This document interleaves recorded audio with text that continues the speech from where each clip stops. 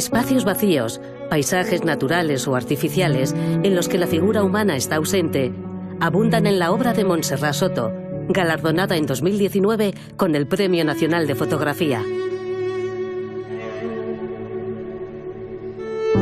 La artista catalana utiliza la fotografía, el vídeo y la instalación en sus dos grandes temáticas, los espacios del arte y el paisaje a través del viaje, buscando construir un colosal archivo de objetos, lugares y memoria.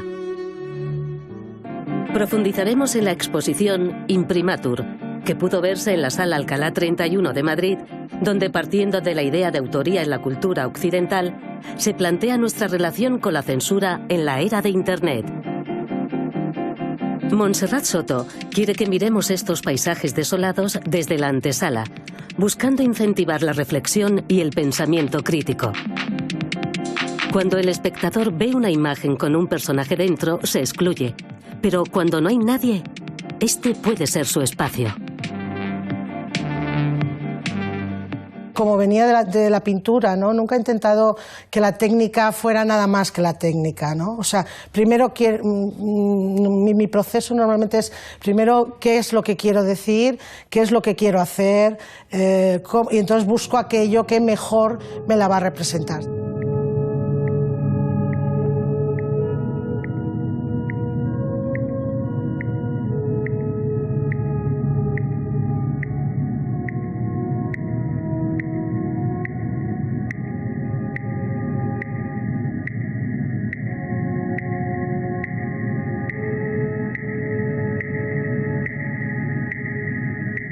La fotografía, pues la verdad es que me siento muy bien, es un lenguaje que me permite expresar gran parte de las cosas, ¿no? Normalmente siempre ocurre algo, ¿no? Es una extrañeza de algo que lees, algo que ves, y empiezas ahí a tirar, ¿no? Trabajo normalmente con series, con grandes series, ¿no? En los cuales me meto en lo que sería esa cosa que me ha extrañado e intento tener la máxima documentación posible. Evidentemente, en mis formalizaciones finales nunca presento verdades, las verdades no existen, ¿no? Entonces presento pues, esos procesos, por eso son normalmente series muy largas, ¿no? En el tiempo y en volumen. Y hay mucho tiempo entre una y otra precisamente por eso, porque primero hago archivo, hago acopio de esas imágenes de las cuales empezaste, ¿no? Y que son necesarias, y luego pues lo que te encuentras, pues eso, haces la valoración de ellos. Trabajo en dos grandes líneas de investigación. Una es los espacios del arte, que es donde el arte se desarrolla, y como artista pues me crea un montón de preguntas.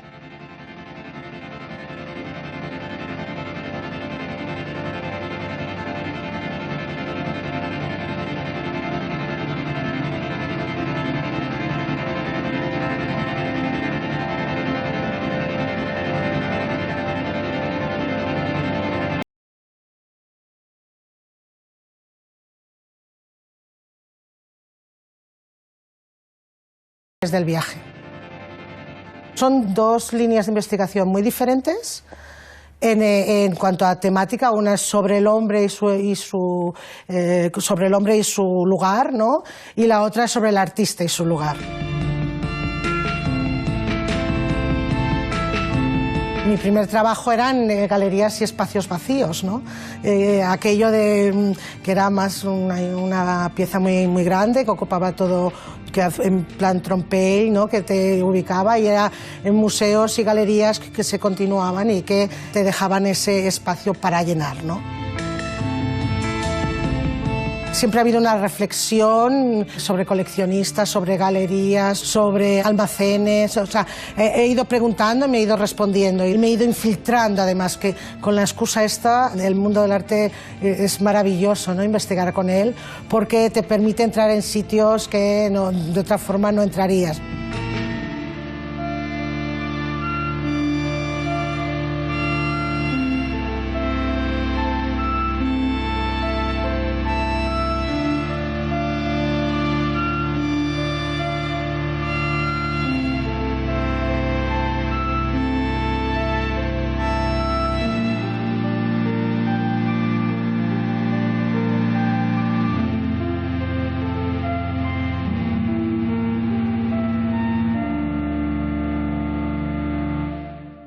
esa intensidad, ¿no?, de búsqueda dentro del entorno hubo un momento que me llevó a lo que sería el acto creativo, ¿no? Y ahí están los datos primitivos, ¿no?, que son, un dato primitivo para mí es la primera expresión antes del lenguaje, ¿no? Entonces, lo que ocurre, ¿no?, ahí.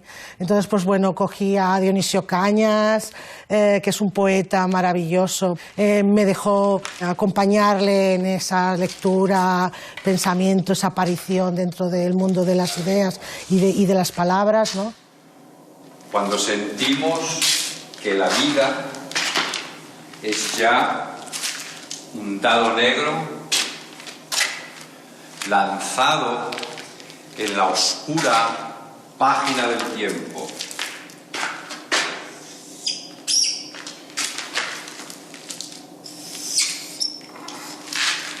Cuando somos lo negro, entonces es cuando empezamos a vivir de nuevo.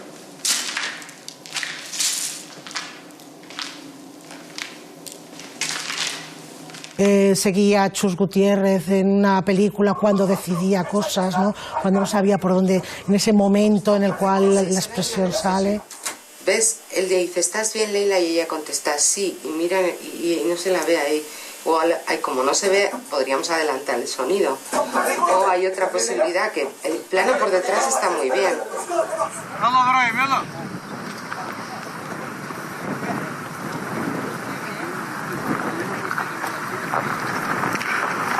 También seguía a Chico Caña, que es de los Mártires del Compás, que es maravilloso porque es una persona que no lee música, pero le aparece, ¿no?, le aparece la música en la cabeza y cómo él transmite eso a todos los músicos. Esto es el predominante, este es el folle. Pero ese es otro, ¿no? Por ejemplo. Es que no está, es que y el cajón, el juguetillo del cajón. Y no sale de ahí, ¿por qué? Porque es que las bases son muy seguidas, no tiene el brillo de los cortes del pop. El pasado es de los viejos, el futuro, ¿entiendes? Porque cuando sale cuando de cámara se llena en la calle, todo el mundo verán los besos de los amantes. El pasado es de los viejos, el futuro de los niños y el presente solo tuyo y mío. Roto.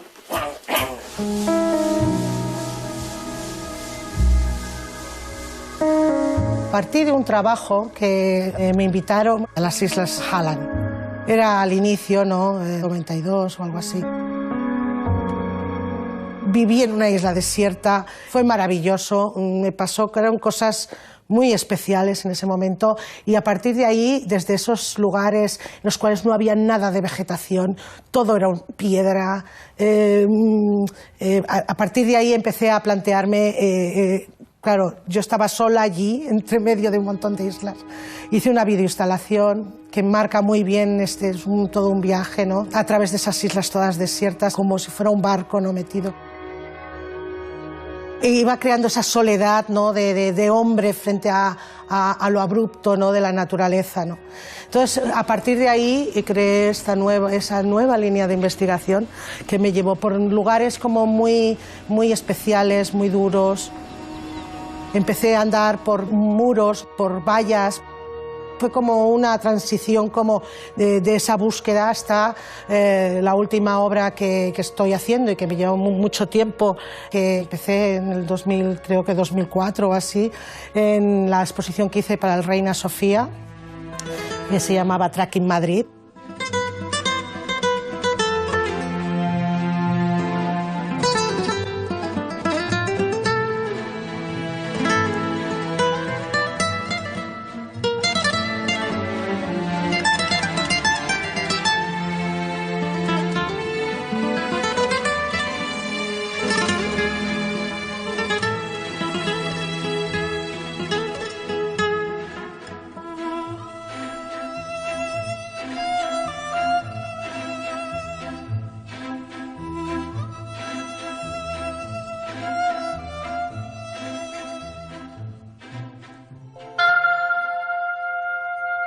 Dune City me permitió unir todo mi trabajo desde el inicio del recorrido y le añadí un subtítulo, ¿no?, del hombre nómada al hombre sin lugar.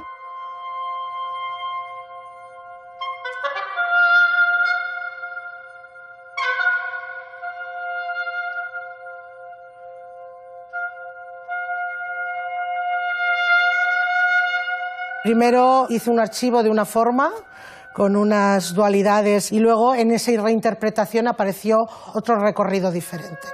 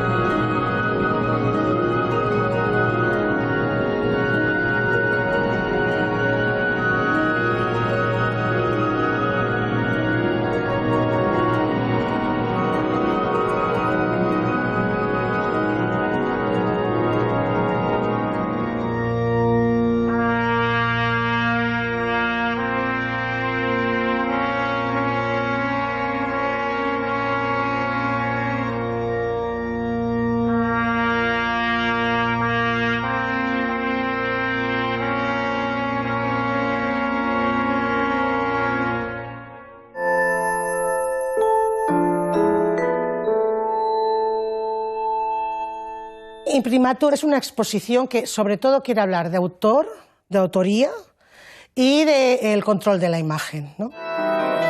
Hablar de autoría o de control de imágenes significa hablar de censura y de autocensura, ¿no? Claro, hablar de censura y de autocensura es muy difícil. ¿Por qué? Porque estás hablando de aquello que no está. Pensé en buscar aquellos detalles, ¿no?, de alguna forma que pudieran leerse entre líneas, ¿no? Hice esta serie de Dato Primitivo 5, Pinacoteca, y dije, voy a ver qué ha recogido la pintura sobre los libros, ¿no? Entonces empecé ingenuamente con querer hacer una biblioteca de libros que había en las pinturas que tenían nuestros museos.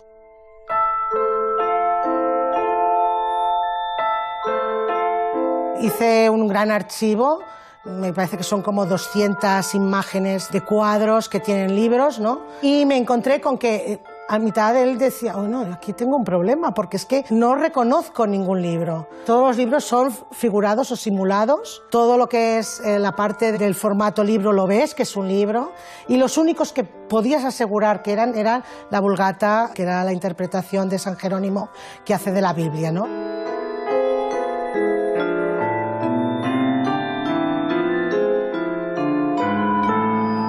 Hasta que no me introduje en las leyes del momento, no entendí para qué servía, o sea, qué es lo que estaba pasando ahí en esos cuadros que todo el mundo valora como importantísimos, muchos de ellos, ¿no? En el recorrido de la exposición, esta serie es la que nos va a acompañar durante toda la exposición, ¿no?, de los 2 pisos. Entonces, ubico inmediatamente al espectador con 2 leyes de 1630, creo, en la cual te decía qué es lo que puedes o no puedes leer, qué es lo que puedes o no puedes escribir y qué es lo que puedes o no puedes pintar.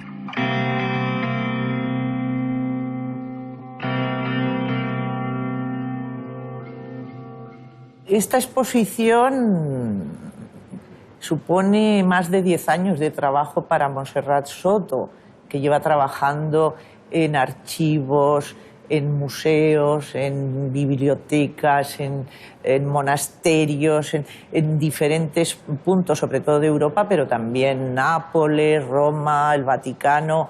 Es una exposición con muchas capas de lectura, porque el visitante puede entrar y quedar deslumbrado por las maravillas de cuadros que aparecen fotografiados, por cómo están distribuidos, pero todo tiene unas claves, no siempre son evidentes, y ahí yo diría que Montserrat Soto habla a un espectador inteligente y a un espectador al que le exige un cierto compromiso en esa lectura.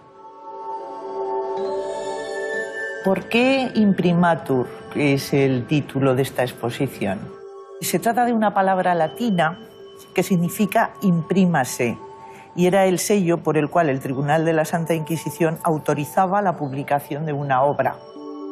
Escribe Cervantes en El Quijote: tú, lector, pues eres prudente, juzga lo que te pareciere, que yo no debo ni puedo más.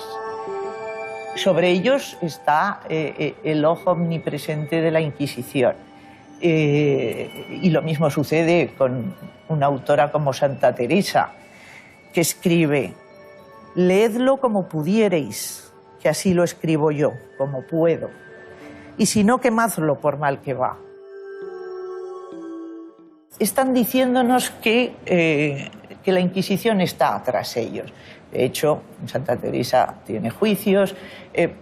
Están escribiendo, están haciendo su labor intelectual en unos márgenes muy estrechos donde no pueden saltarse ciertas normas muy rígidas que ha establecido la Inquisición española. También presento en la segunda crisis de la imagen, hay toda una descripción de luteranos, Erasmos, en el cual a modo de arco nos presenta todas esas teorías sobre la imagen que permite empezar a ser libres la imagen de la Iglesia, ¿no? De alguna forma, de la veneración. En ese recorrido nos encontramos con dos videoinstalaciones, una es Goya, que es una coautoría con Áurea Martínez. En ella parto de unos archivos que tiene la Fundación Lázaro Galdiano y que es un borrador de una carta que escribe Goya en un momento dado, que es cuando él está haciendo la cúpula del Pilar de Zaragoza, la Regina Martyrium. Lo que nos encontramos es que él le han dicho que las pechinas que ha presentado el boceto, que inicialmente fueron aprobadas, no acaban de gustar a la Iglesia, ¿no? En esos borradores él está muy enfadado porque considera que no se le respeta como creador, que él no es solo un artista de encargo. Entonces hay esa reflexión sobre ese querer controlar toda tu producción de alguna forma, ¿no? Toda tu creación. Jamás puede concebirse por todos una misma cosa. La fuerza de la imaginación solo la explica la mano del pintor cuando logra el efecto y consigue el fruto de su estudio mental. Hay dos clases de pintores, los de oficio y los de capricho, los de pensamiento nuevo, los que van como las cabras por caminos dificultosos fuera de los usados y comunes, inventando conceptos y pensando altamente, lo que no hacen las ovejas, que siempre siguen al macho. El otro de videoinstalaciones de Galileo Galilei, hay una imagen que es la creación del universo, aparece en negro y va a aparecer un cielo intenso con todo tipo de galaxias, y es una colaboración con el Instituto de Astronomía de Madrid, y entonces el audio que hay es todo un registro que hizo la Santa Sede en la deposición de Galileo Galilei, y entonces se recoge todo el audio de cómo está registrado, ¿no? Lo que pasó en esa deposición. Que diga exactamente de qué habló con los señores cardenales. La ocasión de tratar con dichos señores cardenales se presentó ya que ellos deseaban informaciones sobre la doctrina de Copérnico, siendo su libro muy difícil de entender por parte de aquellos que no son matemáticos ni astrónomos, y quisieron comprender detalladamente la disposición de los cuerpos celestes según la hipótesis de dicho Copérnico, y cómo él pone el Sol en el centro de las órbitas de los planetas. Alrededor del Sol pone muy cerca la órbita de Mercurio, alrededor de este la órbita de Venus, luego la Luna alrededor de la Tierra y cerca Marte, Júpiter y Saturno. Y por lo que atañe al movimiento, pone el Sol inmóvil en el centro y la Tierra girando sobre sí misma y alrededor del Sol. Es decir, sobre sí misma con un movimiento que dura un día y alrededor del Sol con un movimiento que dura un año. Esta exposición también habla de cómo cada cultura vencedora se ha ocupado de silenciar a las culturas vencidas, y ello siempre a través de la destrucción de sus escritos, de sus documentos, de sus bibliotecas, de sus imágenes, de los testimonios de sus tradiciones. Y lo hizo la Inquisición quemando libros, lo hicieron las distintas dinastías chinas, lo hicieron los conquistadores de América, que no podían entender, por ejemplo, el significado de los quipús silábicos y los destruyeron. Vuelvo a recoger los 3 o 4 temas que para mí son interesantes, como la quema de libros o la quema de esculturas o de arte, ¿no? Es el reflejo de aquello que no puedes entender y necesitas destruir. Hay esa comparación de las pinturas que hay sobre libros quemados en la Inquisición, que fue una práctica, los autos de fe, que fue una práctica muy normal, como respuesta a esas luchas por la fe auténtica, ¿no? Esa respuesta que hace la Santa Sede y la institución en sí de la Inquisición para el control del otro, ¿no? De aquello que no es como nosotros, ¿no? Y que ha ocurrido a través de los siglos en todos los sitios, ¿no?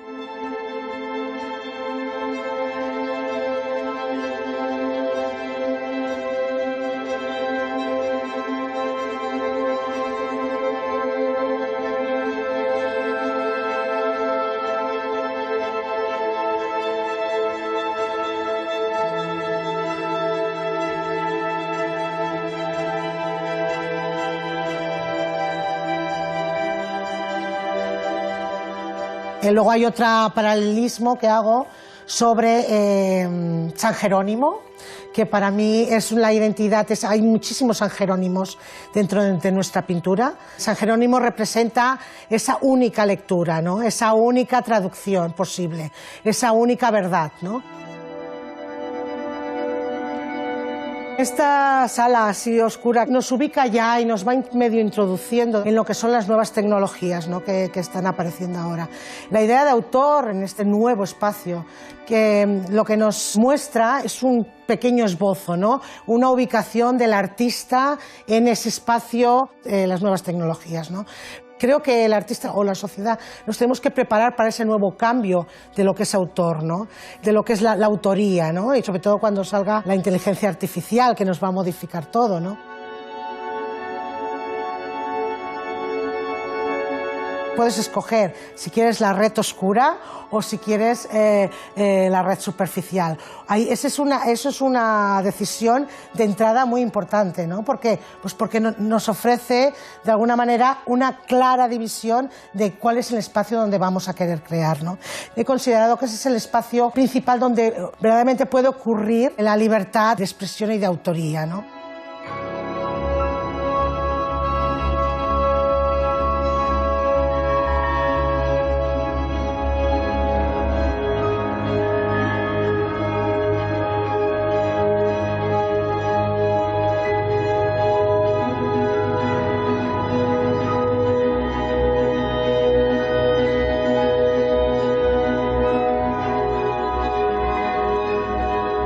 Cuando entramos en esos lugares y en el momento que dices sí, estás totalmente y absolutamente bajo sus normas, pues claro, evidentemente, ¿dónde estamos, no? O sea, hemos creado una red para ser libres, ¿no? Y hemos creado la red superficial, que es la que utilizamos la gran mayoría, ese espacio en el cual todo pertenece a los grandes latifundios. El futuro, ¿cuál es el futuro? El futuro es saber controlar la tecnología, no que la tecnología nos controla a nosotros, ¿no?